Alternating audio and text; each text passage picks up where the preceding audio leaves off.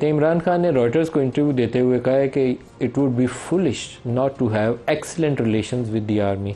और वो आगे जाके कहते हैं कि फ़ौज की जो लीडरशिप के ख़िलाफ़ क्रिटिसिज्म है या उनकी मिस कैलकुलेशन के ऊपर जो तनकीद है उसको इदारे के ख़िलाफ़ नहीं लेना चाहिए।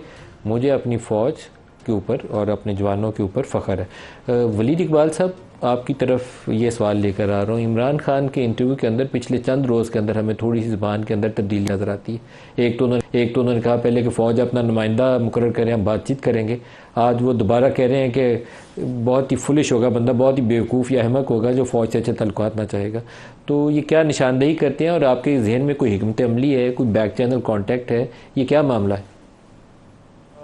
बैक चैनल कॉन्टैक्ट के बारे में मैं कोई अर्ज़ नहीं कर सकता, क्योंकि मैं ना उसकी तस्दीक कर सकता हूँ ना उसकी तरदीद कर सकता हूँ, क्योंकि मैं उससे वाकिफ़ नहीं हूँ। ऐसी कोई बात अगर हो, अलबत्ता मैं अपने अंदाज़े के मुताबिक ज़रूर इस पर तबसरा कर सकता हूँ, क्योंकि मैंने भी उस तरह ही पढ़ा है जिस तरह आपने पढ़ा है इस रॉयटर्स की जो है इंटरव्यू को। और मेरे नज़दीक बड़ी रोज़े रोशन की तरह एक वाज़ेह चीज़ जो मेरे जहन में आ रही है, और मैं हिकमत अमली का भी उसको हिस्सा ही समझूँगा, वो ये है कि इस बात को से तो कोई इनकार नहीं कर सकता कि पाकिस्तान के हालात जो हैं वो इतने जो आइडियल नहीं हैं।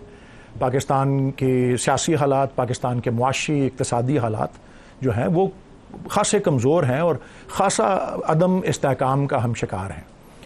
और मैं समझता हूँ कि अल्लाह ना करे, लेकिन अगर सूरत हाल बिगड़ती है, और जोग्राफियाई तौर पे आप देख रहे हैं, अब बांग्लादेश की एक मिसाल सामने है, और उसके ऑपोजिट कि जहाँ जहाँ जमहूरियत, जहाँ जहाँ आवाम की आवाज़ ने अपना किरदार अदा किया है, बदकिस्मती से हमारे यहाँ उसको नहीं इस तरह मौका दिया गया 8 फरवरी को।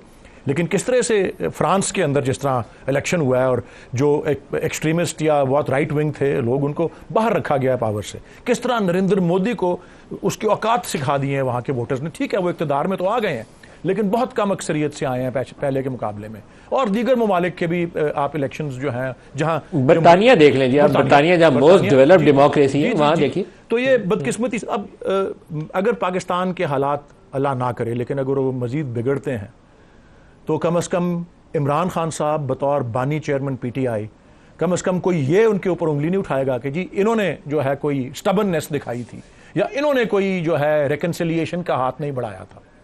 मैंने कहा ना, ताली दोनों हाथों से बजती है। जो ये क्लियरली कह रहे हैं कि जी अगर बातचीत करनी है, और ये वाज़ेह है, और उन्होंने इस इंटरव्यू में ये भी कहा है कि शहबाज शरीफ गवर्नमेंट के साथ या इन पॉलिटिकल पार्टीज़ जो पाकिस्तान पे नाम नहाद हुकूमत कर रही हैं उससे बात करने का कोई फ़ायदा नहीं, क्योंकि ये अवाम की नुमाइंदा पार्टीज़ नहीं हैं।